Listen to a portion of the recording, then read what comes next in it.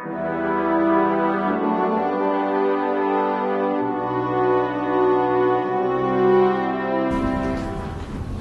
morning. Did you hear the cell phone go off?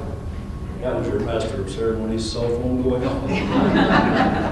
Would you please turn off your cell phones? Welcome all of you. We so much appreciate you coming to our annual Veterans Day ceremony. I would ask if any of you in the audience are veterans and you would so wish, you might want to come over on this side and join with the other veterans that are sitting over here waiting for the ceremony. Please feel free to do so. And at some point during the ceremony, we'll be honoring all the veterans in the group. I wanted to point out something just before our ceremony begins. We're going to begin, if you can see in the back of the room, with the ceremony of the U.S. Naval Sea Cadets marching in with our flags for the posting of the colors ceremony. And then following the colors ceremony, the American National Anthem will be played, and the Sea Cadets will then exit. But I wanted to point out a couple of things. Some of you in the audience may be from other countries, perhaps not familiar with protocol regarding flags and the anthem. So I just wanted to mention that it is traditional now for men to remove their hats. I don't see anybody with hats, but traditional for men to remove their hats and for men and women to place their hands over their hearts during the national anthem or when the flag is being moved. Also, when taps, which will happen, will be played during the ceremony, it's customary to put your hand over your heart. The older military custom suggested that only people in uniform would render a salute during these activities. In recent years, that has changed. So now a veteran or somebody who is an active duty service member not in uniform may render a salute to pay their respects to the flag and to the ceremony.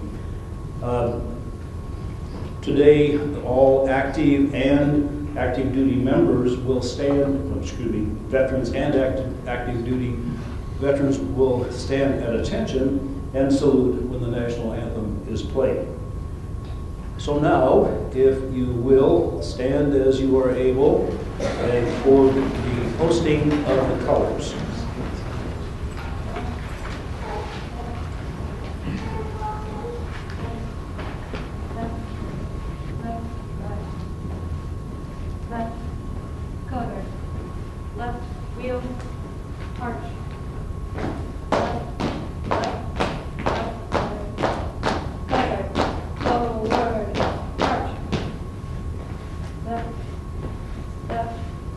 Color guard.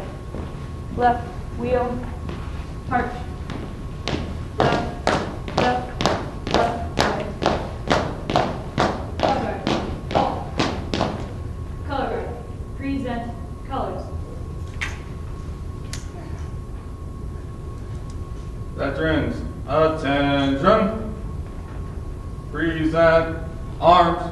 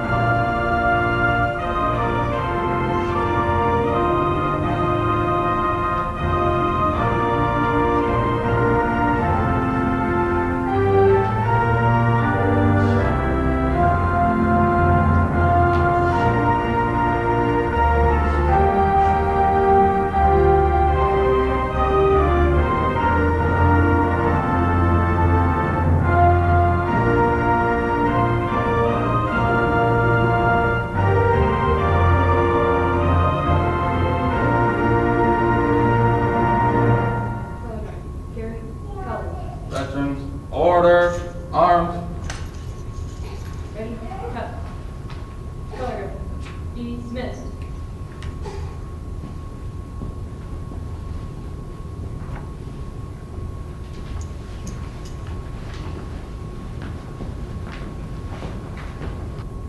Thank you very much, audience. You may be seated, and we again have a special thank you for the Sea Cadets. They've joined with us on previous occasions, and it's always wonderful to have them for that wonderful precision of posting of the colors. I am Bob Ward. I've tried retiring a couple of times from this institution. It isn't working. I'm here again, and I love it. Continue to teach classes here and at Iowa State. I would like to open just with a brief statement that is kind of a general statement here. We are here to honor our heroes. That's the significance of the day. Their achievements, their courage, their dedication, and to say thank you to those individuals no longer with us or with us for their sacrifices, their dedication to this country. I think back to my uncles, my father, all World War II vets, and there were a number of them on both sides, no longer with us, and that is true with the majority of with the World War II vets, and increasingly so with the Korean War vets, to a certain extent Vietnam War. But we continue to think about those. This is actually the 100th year of the ending of the First World War in 1918, so we continue to remember all of our heroes, all of our veterans. At this time, I would like all of the veterans in the audience, if they would, please stand and let's thank them personally.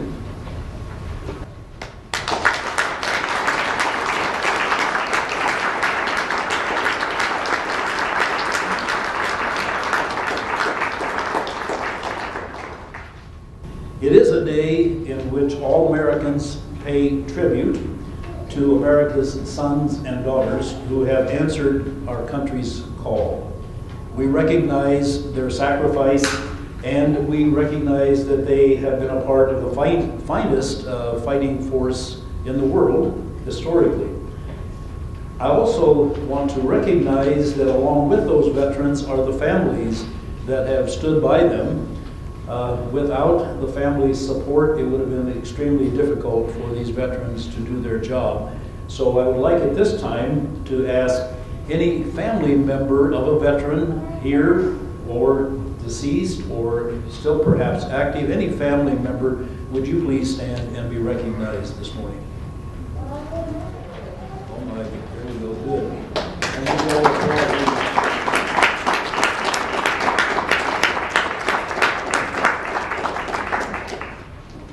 if we could have Drew Elliott now come up and talk a little bit about the Veterans Organization here on campus.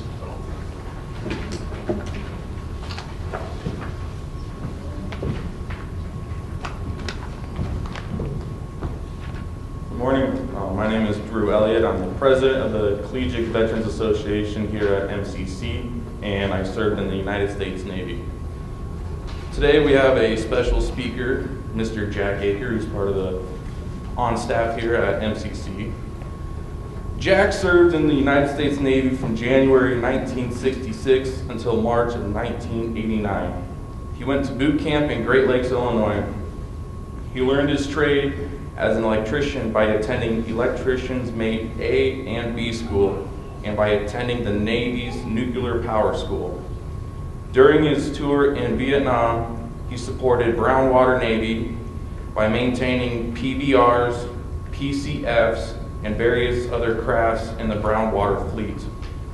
Over his time as a sea-going sailor, he served on 2 repair ships, a rescue and salvage ship, yard tugs, an ammunition ship, and on landing platform helicopters.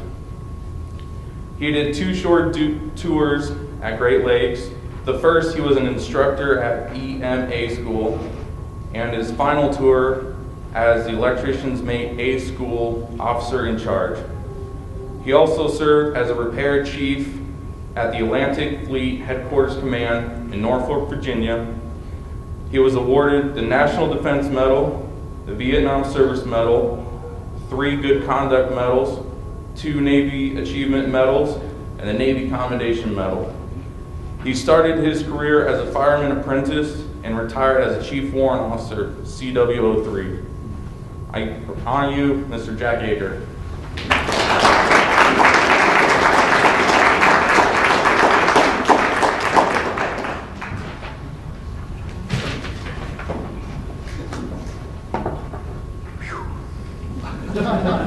I want to thank Drew, the MCC Veterans, Haley, BJ, for inviting me to speak today. I also want to honor not just veterans, but I also want to honor those that stood behind the veterans. While I was out on those haze gray ships, going to the 4 corners of the world and visiting places that people pay a lot of money to see, my wife was home, keeping the home fires burning, raising 2 great kids, paying the bills, and she was a Mrs. Fix-It to repair any electrical or mechanical things that broke while I was gone around the house. Thanks, hon.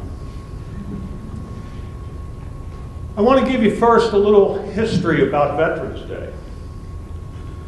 Veterans Day was originally called Armistice Day. That was the day when the hostilities during World War II ended. It ended on November 11th, 1918 at 11 o'clock when the armistice was signed. The first Armistice Day officially was held on November 11th, 1919. World War I was supposedly the war to end all wars. We know that that didn't actually happen. In 1954, in June, Congress approved a bill that would change the name of Armistice Day to Veterans Day, a day for us to honor all veterans, all people that were veterans. By changing the name, November 11th became the day to honor all veterans of the armed forces, no matter where or when they served. Today, we honor those men and women who have served our country during peacetime and in times of conflict. We honor those that had served here at home or in faraway distant lands. To honor those who came back whole, to those who paid the ultimate sacrifice, and to those who came home broken. I ask that you indulge me for a few minutes as I publicly honor 3 members of my family that served in 3 different wars. First, I am going to honor my great-uncle Tommy. He served in France during World War I. I remember he had a real gravelly voice, and he always had a slight cough. He really didn't speak much about the war, but I do remember one story that he told about his unit being in the trenches out on the front lines, and how he experienced some gas attacks, a number of them, while he was serving. My great-uncle Tommy was a hero. Next, I want to honor my Uncle Jimmy. He served in the Army Air Corps during World War II. He was a radio operator and a gunner on a B-17 bomber. Early in 1943, his plane was flying a bombing mission against German submarine bases in France. During that mission, his plane was shot down. He and 3 other members of a crew of 10 managed to get out of the plane alive. While trying to get back to the English Channel, they were captured and spent the rest of the war in a German prison camp. They never talked my uncle never talked about what happened after he was captured. He eventually took his own life. My uncle, Jimmy, is a hero. Lastly, I'm going to talk about my cousin Jimmy, my Uncle Jimmy's son. He served in the Army Infantry during the Vietnam conflict. During his tours, he was sprayed with Agent Orange. At the age of 59, he died, possibly caused by Agent Orange. My cousin Jimmy is a hero. Each of these men, like many of those here today, answered the call to serve their country. Each of these men, like all the veterans here, served with honor. I believe that each of these men were heroes. I will tell you that they would not say that they were heroes. So finally, I ask that you never forget the veterans that serve our country. Those in the past, those that are serving now, and those that will serve in the future. I want you never to forget those that came home broken or those who have given the ultimate sacrifice. I want you to thank them and thank all veterans for the freedoms that we enjoy today. May God bless our country and all the veterans that serve. Thank you.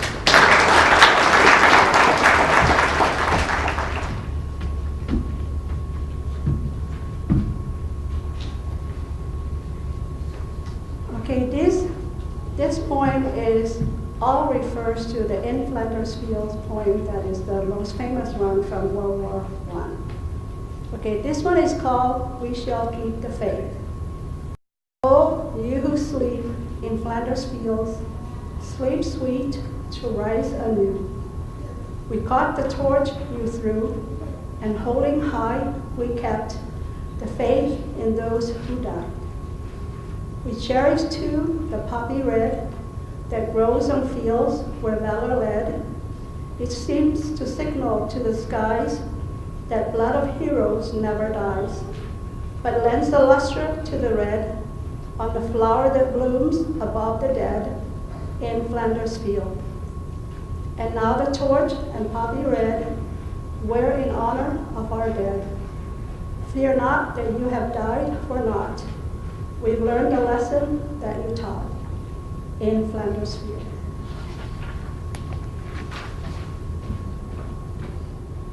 As this next video plays, we ask that veterans stand as their branch song plays.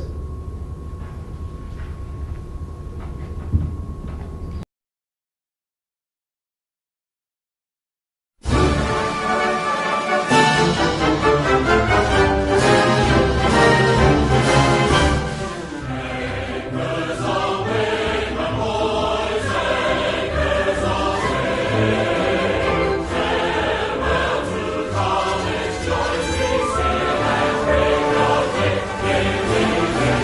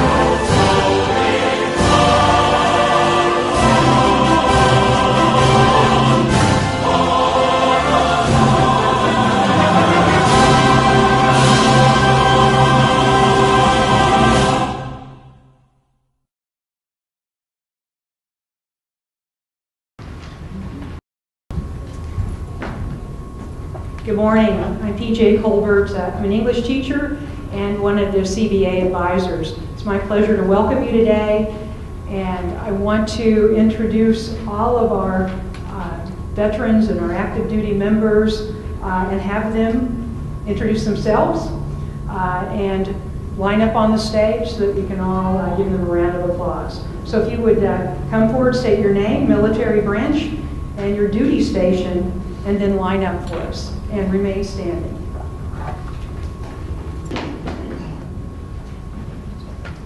I'm Jack Aker, and I'm in the United States, or was in the United States Navy. And you already heard my military bio, so I don't have to really go through that.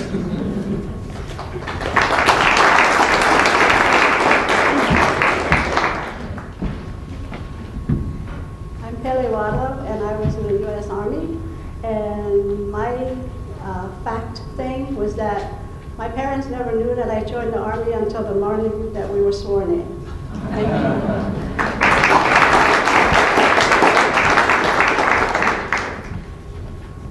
you. Drew Elliott, I was in the United States Navy and I was stationed in Guam.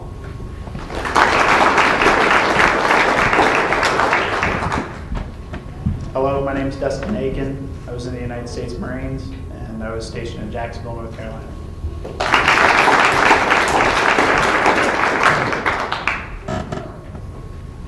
Good morning. My name is Derek Albee. I joined the United States Army when I was 17 as a junior in high school. Currently supply for a veterinary unit.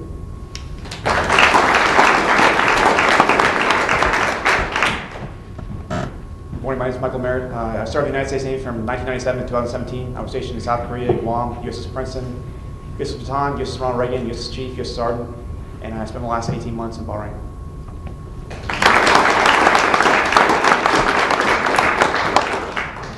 Hi, my name is Vanessa Vergara. I'm currently in the Army National Guard, and I'm stationed in Camp Dodge, Johnston, Iowa.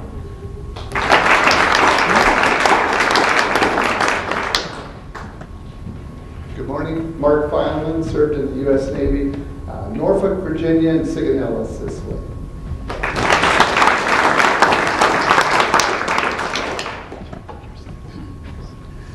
And I'm Bob Moore, served in the Air Force. You might have noticed when we stood, I was sort of outflanked, outnumbered by the Navy and the Army, the only Air Force guy standing up. You see what I had to put up with here. But was stationed mostly in Kansas, but also overseas in Spain and Morocco at the very beginning of the buildup of the Vietnam War, so considered a Vietnam War veteran, and served very proudly in the Air Force for 4 years.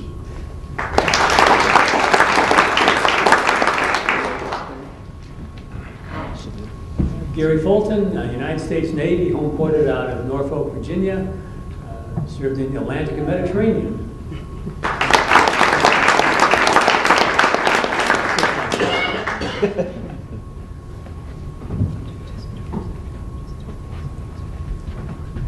Good morning, I'm Richard Olson. I'm a retired United States Army, and I retired out of Fort Lewis, Washington.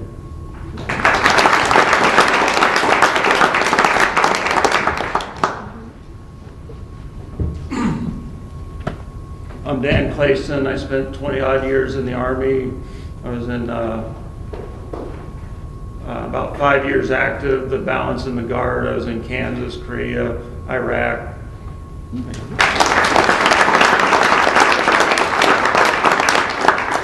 present to you our student veterans, active duty members, and veterans. Let's give them a big round of applause.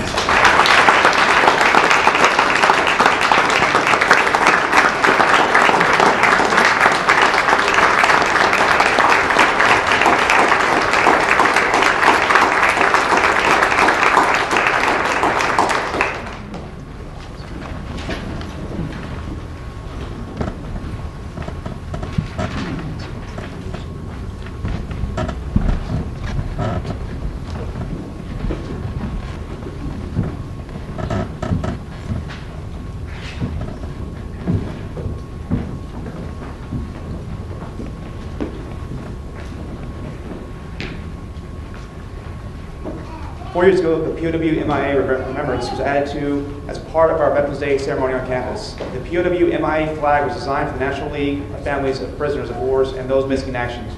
It symbolizes the United States' resolve to never forget POWs or those who were missing in action, especially during the Vietnam War. The flag was designed by Newton Hazley, a World War II veteran. The flag's design features a silhouette of a young man, which is based on Mr. Hazley's son, who was medically discharged from the Marine Corps after contracting hepatitis. As Mr. Hazley looked at his son's gaunt features, he imagined what life was for those behind barbed wires fenced on foreign shores. He then sketched the profile as the new flag's design. The flag features a white disc bearing in a black silhouette a man's bust, a watchtower, the guard on patrol, and a strand of barbed wire. White letters POW and MIA with a white 5-pointed star in between are typed upon the disc. Below the disc is a black and white wreath above the motto, "You are not forgotten," written in white capital letters. Let us remember these heroes.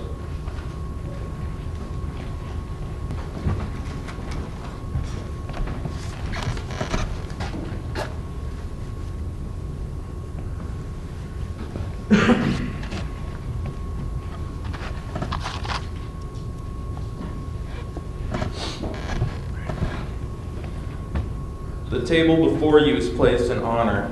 It is set for one.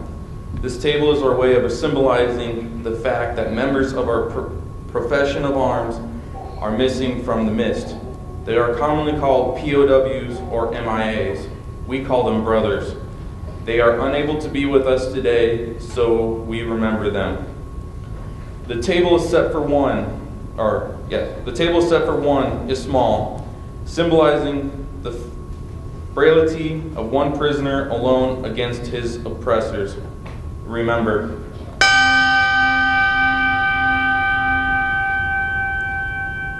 The tablecloth is white, symbolizing the purity of their intentions to respond to their country's call to arms. Remember.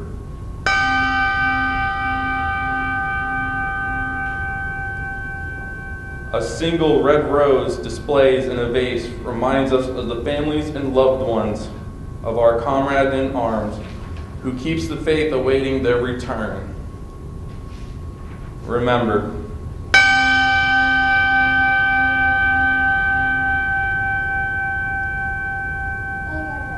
The red ribbon is tied so promptly on the vase is reminiscent of the red ribbon worn upon the lapel and breast of those thousands who bear witness to the unyielding determination to demand a proper accounting of our missing. Remember.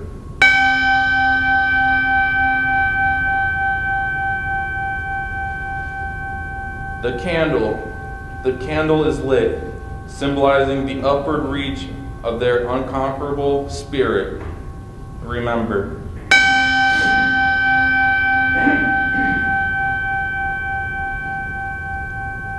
A slice of lemon is on the bread plate to remind us of their bitter fate. Remember.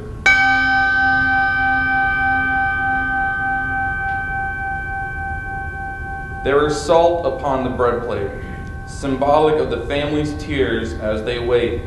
Remember.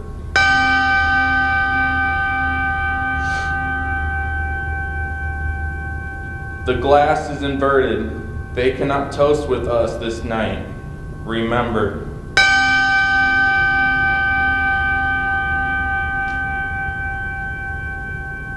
The chair is empty.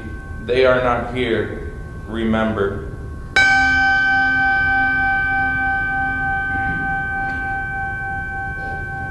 Remember all of you who've served with them and call them comrades, who depend on them, their might and aid, and rely upon them, for surely they have not forsaken you. Remember.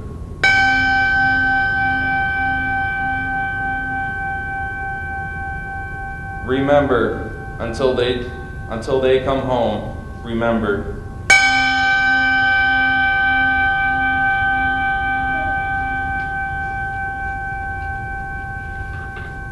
Now we have a short video.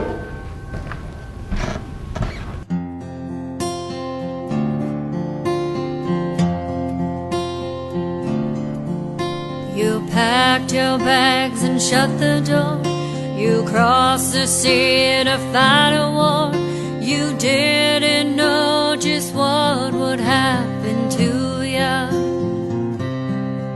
Stepped in the dirt, boots on the ground, and gunfire was the only sound. And to yourself you whispered hallelujah, hallelujah, hallelujah, hallelujah, hallelujah.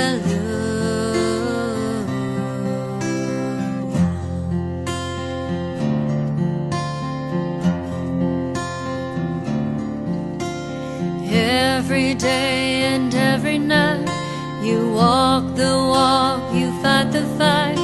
You never saw the end in sight, now did ya?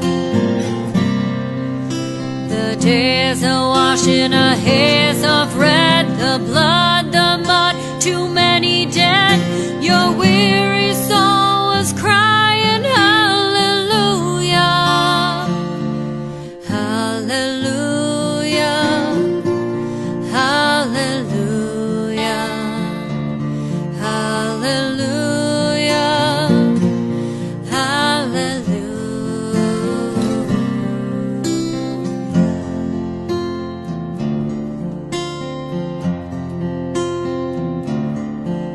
Too late to help, you hear a shot.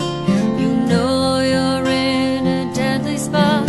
You never thought the day would come, now did ya? Your brother falls down to the ground. The enemy is all around, and from your lips you scream a hallelujah, hallelujah, hallelujah, hallelujah, hallelujah.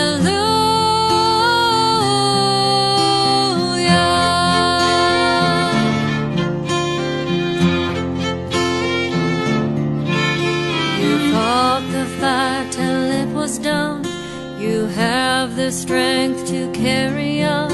You thought it'd be much better back home, did ya? You try each day, keep pushing through, but the battle lives inside of you. It's a cold and it's a broken hallelujah, hallelujah, hallelujah, hallelujah, hallelujah.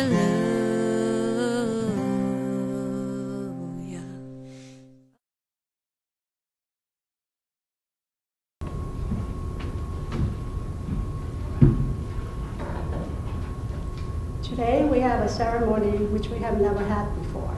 And so we are glad that women of the Central Iowa Society. Okay, the Quills of Valor Foundation was created in Catherine Roberts' home in Seaford, Delaware. It literally started from a dream she had while her son was deployed in Iraq, beginning the Quills of Valor movement, which spread across the nation and beyond. The first Quilt of Valor was awarded in November 2003 at Walter Reed Army Medical Center to a young soldier from Minnesota who had lost his leg in Iraq. 2 years later, in 2005, the Quilts of Valor Foundation was formed. Catherine knew a Quilt of Valor had to be a quality-made quilt, not a charity quilt. Quilt of Valor would be the civilian equivalent of a Purple Heart Award. A Quilt of Valor had to be quilted, not tied. Quilts of Valor would be awarded, not just passed out like magazines or videos. A Quilt of Valor would say unequivocally, thank you for your service, sacrifice, and valor in serving our nation. Good morning. I am here with other members of the Central Iowa Quilt Society for this special celebration, and I thank you for letting us be with you today to honor 3 veterans who are connected in some way to MCC with the Quilt of Valor. The mission of the Quilt of Valor Foundation is to cover all service members and veterans touched by war with comforting and healing quilts of valor. Quilts of Valor are not just for combat veterans only.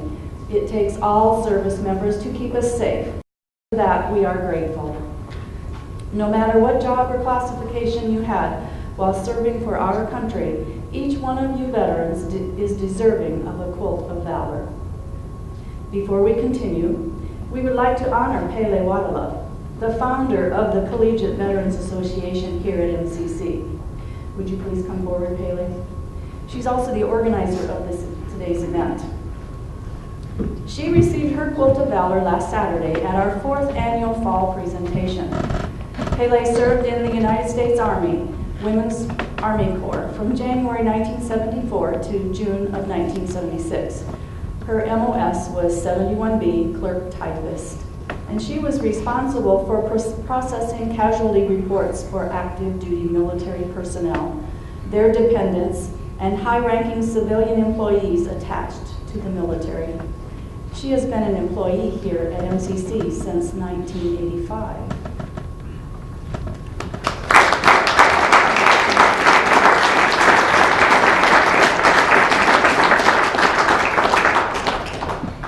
At this time, will our honored veterans come forth as I read your name. Drew Elliott. Drew served in the U.S. Navy from 2008 until 2012 as a Navy diver, Petty Officer 2nd Class. A United States Navy diver refers to those who are qualified in underwater diving and salvage. Awards he received include Enlisted Surface Warfare Specialist and Diving Salvage Warfare Specialist. He also received the Navy E Ribbon, a Good Conduct Medal, National Defense Service Medal, Global War on Terrorism Service Medal, Sea Service Deployment Ribbon, Navy Marine Corps Overseas Ribbon, and a Pistol Marksmanship Medal.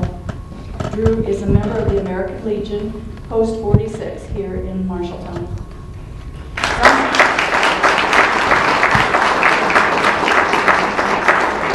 Some of his most memorable times during service were graduating U.S. Navy Dive School, traveling around the world, and being stationed in Guam. Since returning to civilian life, he and his wife, Rebecca, have had 2 children, Alexander and Anastasia. He decided to enroll in college to begin his career to support his family.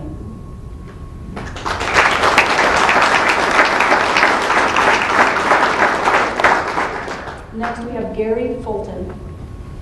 Gary served in the U.S. Navy from 1971 until 1976 as a Petty Officer 2nd Class, E5, radar operator on the USS Seattle AOE-3, which is a fuel and ammunition supply ship.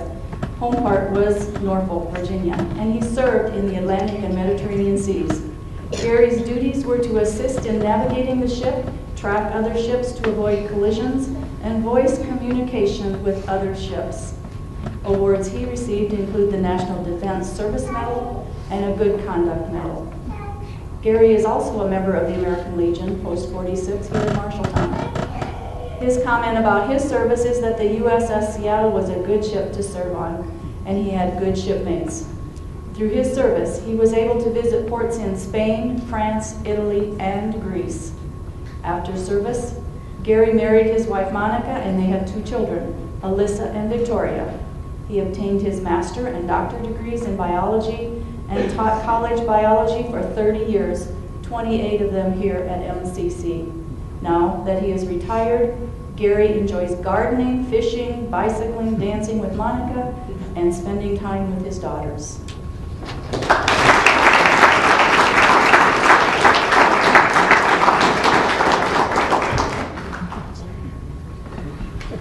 Dr. Robert L. Moore.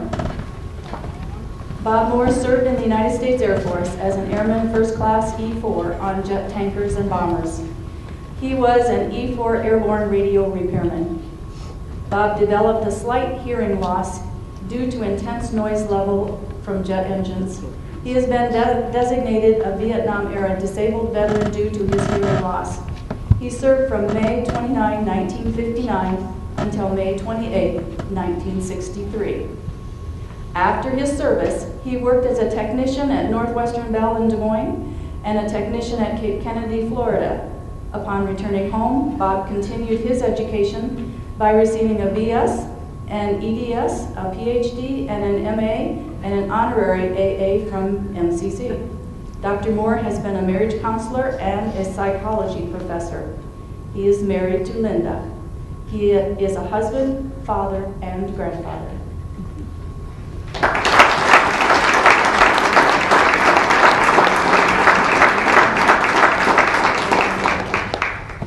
Today is also a special day for us because each member group, we are a member of the Quilts of Valor Foundation, has been asked by the foundation to commemorate reaching 200,000 quilts since its inception in 2003. We have chosen this event to honor that request, and so each of you receiving a quilt today can say, "Mine is the 200,000th quilt of valor."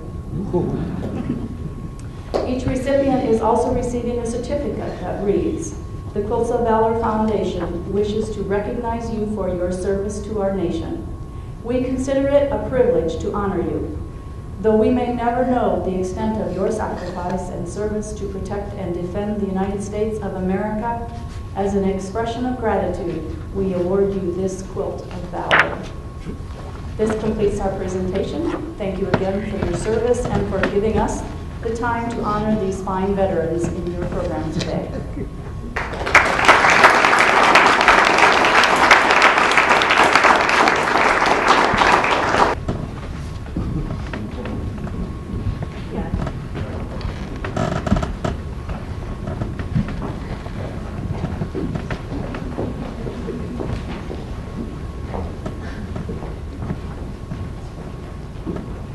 Thank you, ladies.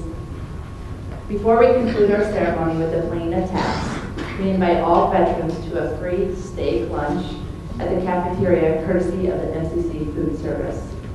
If you need directions to get there, please let us know. The PowerPoint presentation of photos of our veterans will be replayed immediately after the ceremony. Lastly, we would like to thank everyone here today to help us honor our veterans and their families, especially those currently serving around the world. We really appreciate it.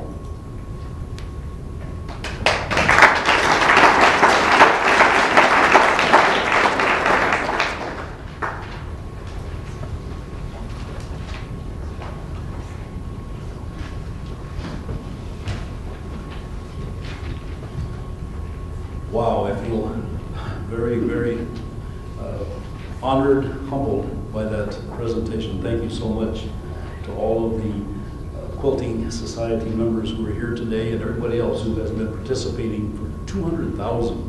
Please, it's amazing. It's very moving. Thank you. I'm so flummoxed. I can't find my notes. A couple of things that are, Pele's going to get a little concerned here because I'm going off script just a little bit, but just want to note how appreciative I am of these younger members of the services. That presentation with POW-MIA, the very moving presentation, gentlemen. I thank you so much for that. And all of the younger folks who are now in the service or just coming home, I would just implore you to, if you get an opportunity to have a chat with some of these young men and women, thank them for their service and listen to them. Because there are some things that they may want to talk about, maybe not, but listen. They have stories that they might want to share with you, and they do deserve our support. So could I just ask for one more round of applause for these young folks?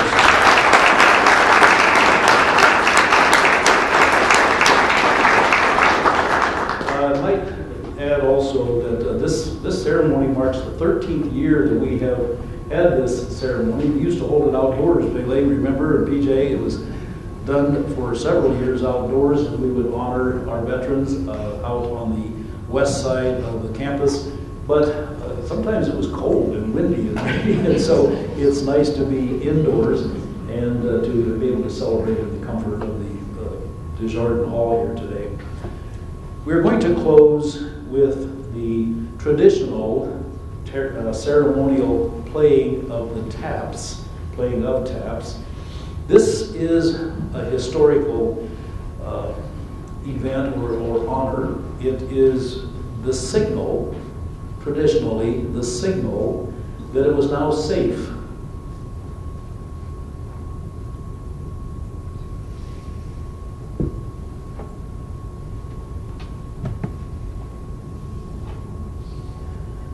It was now safe for the soldiers to go to sleep. It is now our way of honoring and remembering those who have come home and some who have come home to us sleeping the long, long sleep. And we honor them with peace and with love and hopes for the day where we have no more war. At the conclusion of taps, we will observe a moment of silence and remembrance. Then you will hear a call for dismiss, and at that time, if you would please stand as taps will be played. And again, if you are a veteran, you may certainly salute at that time. At attention for the rest of you, a hand over the heart makes some sense. And apologies to Pele for going off script, but thank you once again for coming for our ceremony today. Andrew.